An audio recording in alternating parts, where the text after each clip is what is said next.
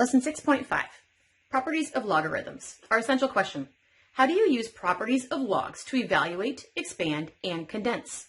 There are 5 problems left on the page for independent practice. Let's take a closer look at these.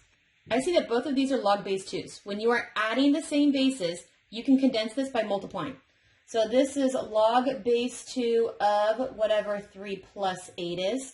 So this is log base 2 of 8 plus 3 is 11. When we were condensing with the adding, this was supposed to be multiplying. 8 times 3 is 24. So this should have been log base 2 of 24. Looking at this one, they're both log 5s. That means we condense them together. So this 2 in the front meant that this was an exponent. So we have log base 5 of 4 minus log base 5 of 5 to the second power. So this is log base 5 of 4 minus log base 5 of 5 to the second power is 25. They are the same log base 5s. So that means we condense them. Since they're subtracted, we divide. So this is log base 5 of 4 all over 25. And this is our final answer because 4 over 25 does not simplify. Let's go ahead and do this one. I see a number in front of a log, which meant this was an exponent. So let's go ahead and rewrite it as an exponent. Log base 2 of 265 minus log base 2 of 125 plus this is log base 2 of, this is 27 to the 1/3 power. A 1/3 power is the same thing as a third root. So we are going to write that as a third root. So this is the third root of 27. What is the third root of 27? The third root of 27 is 3.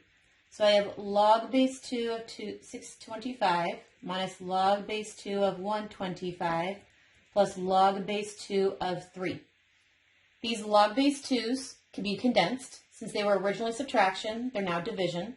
So I have log base 2 of 625 divided by 125. We're still adding the log base 2 of 3. 625 divided by 125 is 5. So this is log base 2 of 5 plus log base 2 of 3. If they were originally adding, if we were to condense them, it would be multiplying. So this is log base 2 of 5 times 3, which gives us log base 2 of 15. Next, we're looking at natural logs. A 3 in the front meant that it was an exponent, and it was an exponent to the entire 6x. So I have the natural log of 6x to the 3rd power plus natural log of 4y. If they're being added together, then I need to condense it by multiplying. So it's natural log of 6x all to the 3rd multiplied by a 4y. So let's go ahead and multiply this together. So natural log of 6 to the 3rd times x to the 3rd times 4 times y. 6 to the 3rd times 4. This gives us the natural log of 864. This is x to the 3rd y. Our last problem. This is a -1 in the front, which meant it was an exponent. So we're going to rewrite that as an exponent.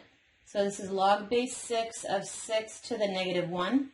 He did not have an exponent, so we are subtracting the log base 6 of 2y.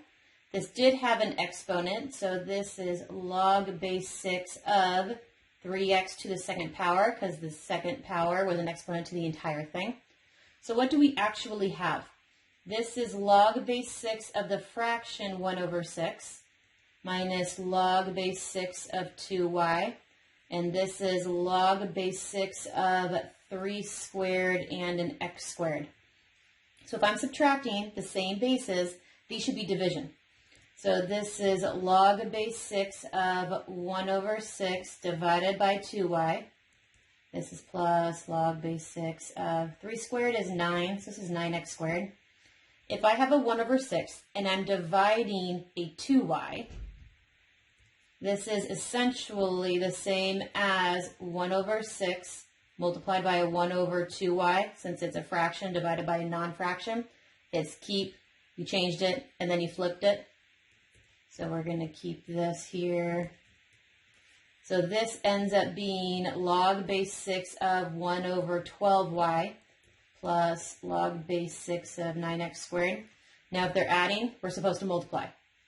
So this is log base 6 of, we have 1 over 12y times 9x squared. So 9 and the 12 each have a 3 in common. Divide both by 3. That's a 4 and a 3. So I end up getting log base 6 of 3x squared all over 4y.